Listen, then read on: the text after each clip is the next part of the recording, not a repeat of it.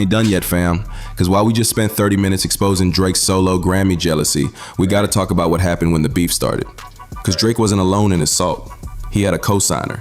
He had a partner in Grammy envy. And that partner? J. Cole. Okay. Now we about to dive into the most petty 10 minutes of hip-hop shade you ever witnessed. We talking about how Drake and Cole spent the entire beef throwing subliminal Grammy jabs at Kendrick while pretending it was about something else. If you thought the first 30 minutes was wild, this next 10 is gonna show you how Grammy jealousy turned into warfare. Stay locked in. Before we get into the beef shots, let's establish where everybody stands. Not just Grammys, because Grammys don't make you a great rapper. But let's look at the full picture of what each artist has. Kendrick Lamar, 22 Grammys, critical acclaim checkmark. Pulitzer Prize, artistic validation checkmark. Commercial success, platinum albums, huge tours, commercial success. Cultural respect, considered the best lyricist of the generation. Cultural impact. Kendrick has everything. Critical acclaim, commercial success, and cultural respect. Drake, 5 Grammys, some critical recognition. Massive commercial success, biggest streaming numbers in rap history. Commercial success, check, check, check. Cultural presence, but questioned authenticity. Cultural respect. Drake has the commercial game on lock, but the cultural respect, that's where it gets shaky. The authenticity questions, the ghostwriting allegations, the culture keeping him at arm's length. J. Cole, 2 Grammys, some critical recognition. Strong commercial success, platinum albums, solid fan base, commercial success checkmark. Massive cultural respect, considered one of the best lyricists respected by purists. Cultural respect, check, check, check. Now let's be clear, Cole is highly respected in hip-hop. He's considered one of the best rappers of this generation. Lyrically, Cole can go toe-to-toe with anybody. His pen game is elite. The culture respects Cole's artistry deeply. But here's the thing, he doesn't have the commercial dominance that Drake has. And he doesn't have the critical acclaim, Grammys, Pulitzer, that Kendrick has. The Kendrick advantage. Kendrick is the only one who has all 3. Commercial success, like Drake but not as much. Critical acclaim, 22 Grammys, Pulitzer, more than both. Cultural respect, like Cole, but with more validation. That's what made Drake and Cole click up. They each have 2 out of 3. Kendrick has all 3. Drake got commercial success but lacks cultural respect due to authenticity issues. Cole got cultural respect but lacks the massive commercial success Drake has. Kendrick, he got both of their strengths, plus more awards than both of them combined. That's not about saying Cole isn't a great rapper, he is. That's not about saying Drake isn't successful, he absolutely is. It's about Kendrick having everything while they each have something missing. And when the beef started, that jealousy from both angles erupted. Now let's talk about how the Grammys became ammunition during the battle. October 2023. Before the beef even officially started, Drake and Cole dropped First Person Shooter, and buried in that song, shade directed at Kendrick. The whole song is about Drake and Cole being the big 3 of rap. They kept saying big 3 over and over. And who's the third member of that big 3? Kendrick. But here's the interesting part. They're creating a big 3 where they each bring something to the table. Drake brings commercial dominance, streaming numbers, chart success, global popularity. Cole brings lyrical excellence, cultural respect, authenticity, pure rap skill. Kendrick brings all of the above, plus the awards. So the big 3 framework is really Drake and Cole trying to combine their strengths to equal what Kendrick has alone. Drake's commercial success plus Cole's cultural respect equals Kendrick's complete package. But even combined, they're missing something Kendrick has. The critical validation, the awards, the Grammys, the Pulitzer. You know what they didn't mention in First Person Shooter? Grammys, awards, critical acclaim. Why? Because that's the one category where Kendrick dominates them. That's the one area where even their combined total doesn't match up. Drake did mention Grammys in First Person Shooter, but not in the way that helps his case. He tried to act like Grammys don't matter, talking about using them as doorstops, trying to copy Kanye's energy when Ye used to diss the Grammys. But here's the problem with that. Kanye has 24 Grammys. 24. When Kanye says Grammys don't matter, he's saying it from a position of dominance. He's got more Grammys than almost anybody. He earned the right to dismiss them. Drake got 5. 5. That's like a dude with a Honda Civic saying Ferraris are overrated while watching his neighbor pull up in one. Nah, bro, you just can't afford the Ferrari. That's different. When you got 24 Grammys like Ye, you can say they don't matter. You've proven you can win them whenever you want. When you got 5 Grammys and the dude you competing with got 22, you just sound salty. The culture immediately clowned Drake for this. Social media was like, this man really tried to act like Grammys don't matter in a song where he's comparing himself to someone with 22 of them. The audacity. So they created a big 3 framework that highlights what they're good at. Drake's commercial success, Cole's lyrical ability, while conveniently leaving out the metric where Kendrick is untouchable. And when Drake did mention Grammys, he tried to dismiss them, but he ain't got the Grammy count to make that dismissal believable. The culture peeped it immediately. Social media was like, y'all talking about big 3, but Kendrick got more Grammys than both of y'all combined. And Drake talking about doorstops when he only got 5? Kendrick could use his Grammys as doorstops and still have 17 left on the shelf. The math don't lie. Cole got 2, Drake got 5, that's 7 combined. Kendrick got 22. He's got more than triple what they got together. Think about that. You can add Drake and Cole's Grammys and multiply by 3, and you still don't reach Kendrick's count. And that doorstop line, that just made Drake look worse. Because everybody knows, you don't use something as a doorstop unless you got so many of them you don't know what to do with them. Kanye can say that. Kendrick can say that. Drake with his 5? Nah, man, you need all 5 of those for your trophy case. In that first-person shooter song, that was the spark that led to Kendrick's response on Like That. But we'll get to that. Right. March 2024, Kendrick drops his verse on Metro Boomin's Like That, and he demolished the Big 3 talk. Kendrick's message was clear. There is no Big 3. It's just him at the top. And why? Because he has what both of them have, plus more. Drake's commercial dominance, Kendrick got platinum albums too. Maybe not Drake's level of commercial success, but he's not hurting. Cole's cultural respect and lyrical ability, Kendrick got that too. Plus a Pulitzer Prize that says his lyrics are literature.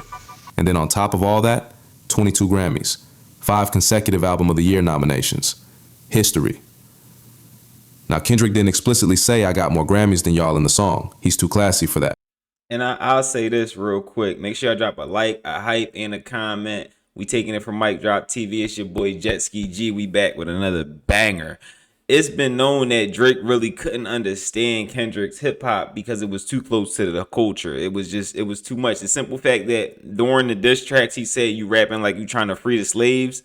It told me everything I needed to know about Drake and how he just didn't understand the culture or Kendrick's music. But I'm going to give y'all more of my breakdown at the end. You know, I don't like to hold y'all too long. Let's get right back into it. My boy Mike Drop TV killing this joint. Let's go. But the implication was there. The culture understood. When Kendrick said the Big 3 narrative is false, he's saying, right, don't put me in the same category as people who only have part of what I have. Don't act like we're equals when I have everything y'all have, plus the critical validation y'all are missing. Right. Drake has commercial success but lacks the culture's full respect. Cole has the culture's respect but lacks Drake's commercial dominance. Kendrick has both, plus the awards. And what's the most public measurement of that critical validation? Grammys. 5 consecutive Album of the Year nominations, 22 wins. History. Social media went crazy. People started posting comparisons. Kendrick, 22 Grammys, platinum albums, Pulitzer Prize, cultural respect. Drake, 5 Grammys, biggest streaming numbers, authenticity questioned. Cole, 2 Grammys, massive respect, not Drake level commercial. Kendrick really has it all. People were posting, Drake said Grammys are doorstops, but he only got 5. Kendrick got 22. Respect. If Kendrick used his Grammys as doorstops, he could secure every door in his house and still have some left over. Drake using his 5s as doorstops? That's just wishful thinking. And Cole with 2 ain't even in the doorstop conversation. Who cares about Grammys and respect when I got more streams? That's what Drake was saying. But the culture wasn't buying it. People were saying, yeah, Drake got more streams, but Kendrick got the Pulitzer Prize, the cultural respect, and 22 Grammys. Different types of success. And Cole been saying he deserves more reward since 2021. Where's his streams argument? The frustration was leaking through every bar. Drake was trying to make it seem like commercial success is the only metric that matters. But deep down, he knows cultural respect and critical acclaim matter too. That's why he tried the doorstop line in the first place. He was trying to preemptively dismiss them before people brought up the 22 versus .5 comparison. And remember, this is the same Drake who used to campaign for Grammys, who used to attend every ceremony, who used to post about wanting Grammy validation. Now he's acting like they're doorstops? Nah, they matter. He just mad Kendrick got 22 of them and the cultural respect he's been chasing for years. April 4th, 2024. J. Cole drops 7-minute drill on Might Delete Later. And yo, this is where Cole's Grammy frustration exploded. Now, Cole is a formidable opponent. Lyrically, Cole can battle anybody. He's one of the best rappers in the game. His pen is elite. So when Cole stepped in the ring, it wasn't a joke. He can rap. But in 7-minute drill, Cole took it further. He didn't just diss Kendrick, he dissed the Grammys themselves. The line, "Fuck the Grammys, cause them crackers ain't never done nothing for me." Y-O. That's direct. That's not subliminal. That's Cole saying, the Grammys don't respect me. They've never given me what I deserve. The less reward I've been talking about since 2021, that's the Grammys' fault. Now, Cole's frustration is valid. The Grammys have historically disrespected hip-hop. They have overlooked talented artists. Cole has every right to feel underappreciated by that institution. But here's the problem with the timing. He said this while dissing Kendrick, the one rapper who the Grammys have recognized, the one with 22 wins. And I'll say this.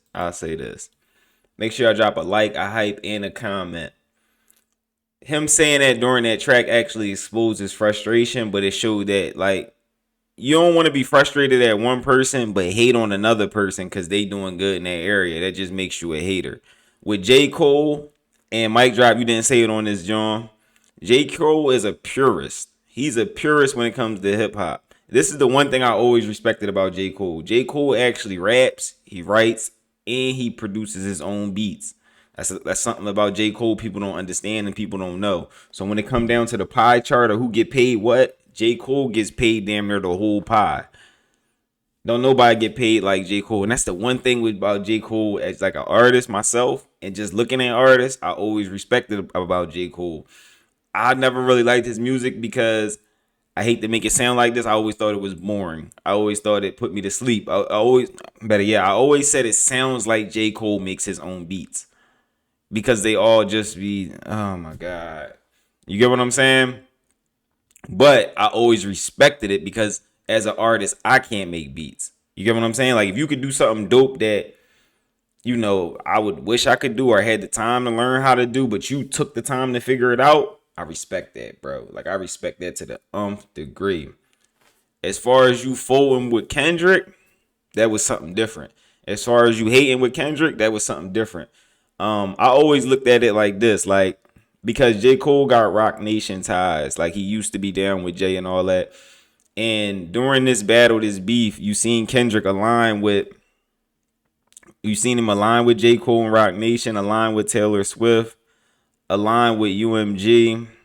And some of these alignments came to the forefront, to the world's forefront during this battle or a little bit before this battle. I always kind of felt like Rock Nation tapped J. Cole and let him know what was coming. We about to drop a bomb on him and we gonna put the bag behind it because we about to destroy this situation. You can stay there, but you'll be destroyed with it because you're gonna be collateral damage. And I've always felt like that's why J. Cole actually backed out the battle. Respectfully. Now, as far as the Pulitzer Prizes and all that, I just feel like Drake never understood the culture. He never understood really why Kendrick was getting all these awards. Because like I said, that line about you rapping like you trying to free the slaves, that told me everything I needed to know about Drake. And that was really the nail in the coffin for when I was like, yo, this dude's a fucking nut. This is the nuttiest light-skinned Canadian ever. Like, what are you even doing in hip hop? Why are you near my culture? Why are you anywhere near my people? Like that type time. Like get back, go across the line. Get on the other side of the line. We don't want you over here. Type time. That's where I was with Drake. But him saying that line let me know you don't understand the culture and you don't understand why he's winning Grammys and Pulitzer Prizes. At first I was like, well, maybe he's just mad, but nah, you don't get it. You don't get it. As a Jewish white man from Canada, Drake, you don't get why the culture and why the Grammys are blessing Kendrick Lamar. And I get it. You didn't grow up with your dad. You didn't grow up with your black side. You don't understand why the culture is loving this type of music. All right, so y'all drop it in the comments. Let me know what y'all think about this. Like I said, that line is always going to be damning to me because it lets me know that you're not one of us. You're not like us. You're not a part of the culture. You're not with us. You don't understand the plight of black people. And that's also been highlighted through your career with how you treat the culture, how you treat black entertainers, how you treat your sweatshop, how you treated everybody on your rise. You treated the rap game much like your mother's side of the family. You treated, yeah, all the way up to the people that put you on, the black entertainers that put you on, Lil Wayne. You did him super dirty.